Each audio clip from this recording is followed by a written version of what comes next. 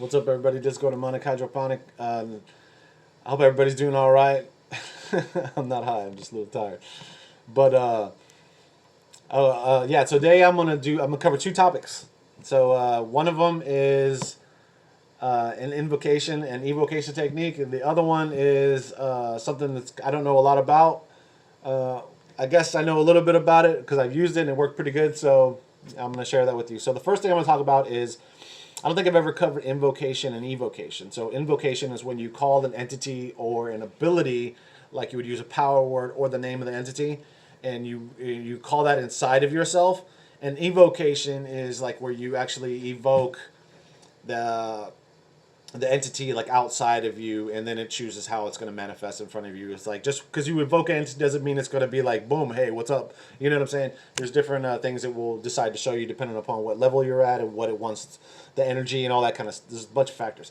So there's when I first got into the occult, like I didn't, and there was a bunch of terminologies you have to learn. You know, whenever you're studying the occult. So, in order for me to be able to remember invocation and evocation, I related it to the psychological principles of introvert and extrovert, mental principles, whatever the fuck. So, if you're an introvert, you kind of keep to yourself a lot. You keep all your emotions in, kind of a thing, um, and that relates to invocation. You call the entity into you. Evoke, extrovert would be like you're very boisterous. You're like loud and like you put your energy out a lot, and so like the energy is outside of you. So that's how I remembered evocation and invocation in the beginning. So if that helps anybody, cool. If not, sorry.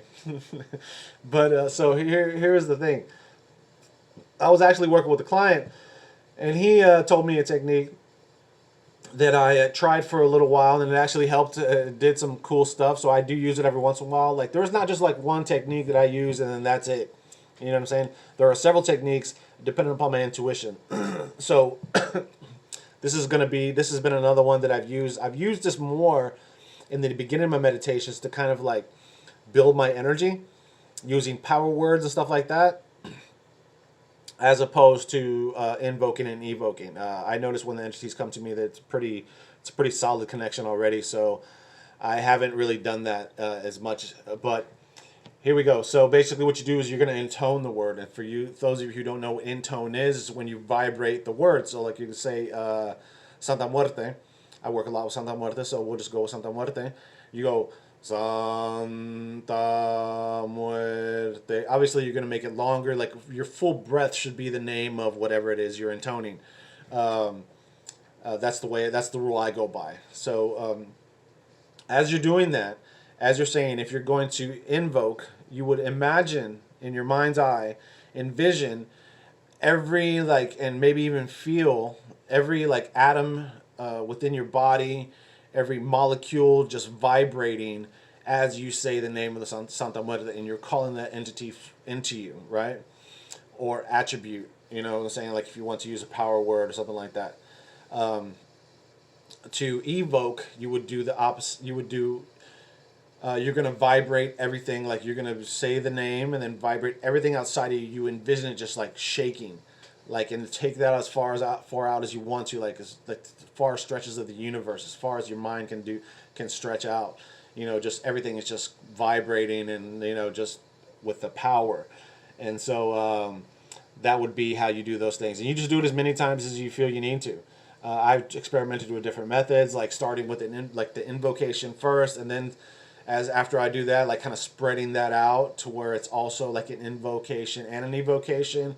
I've done that, just experiment with it. It's not that difficult to experiment with. So that's one technique. Another thing that I came across, and I actually found this on another platform that I thought was really weird, but I used it because uh, I'll try anything, well, mostly anything, but. So there was this person talking about how if you have a pain, you can use something that's called a Grabovoi number. And what you do is you focus on that area that has the pain. So my ankle was hurting. I heard it doing some workouts. And And normally this would not have gone away as fast as it did if I hadn't used the number, so I'll attribute it to that. So anyways, what you do is you look at the spot, let's say if it's on your wrist. You look at that spot and then you say this number over and over again until like the pain eventually dissipates. The number that was given was 55515. So you just stare at the spot. Like I said, for me it was at my ankle, so instead of staring at my ankle, you can also envision that part of your body and have the number, like you're saying the number while you're envisioning that part of your body. And that's all you do. You don't like imagine the pain going away. You just you say the number over and over again until the pain eventually dissipates. My experience with it on that night was not, it didn't really go away 100%. It will go away for a little bit, then it will come back and go away, then come back. So it did do something, but it didn't do exactly like the way it was supposed to do. The next day, when I went to sleep and woke up, the pain was just gone. So that was not normal. Like that pain had already been kind of going on for a while. It's kind of a consistent thing that happens with me because I work out a lot. I do a lot of boxing exercises and stuff like that, and I'm a little older, you know. So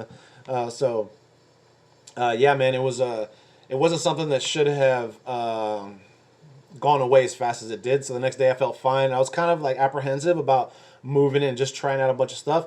So I kind of just let it, and it's still gone now. I mean, this was like about 2 weeks ago, and I still don't feel any pain. So it was pretty cool. So to get to it, I think his name is Grabovoi. I think that's how you pronounce it. If I'm pronouncing it wrong, but anyways, there's a page where it talks about this dude's history.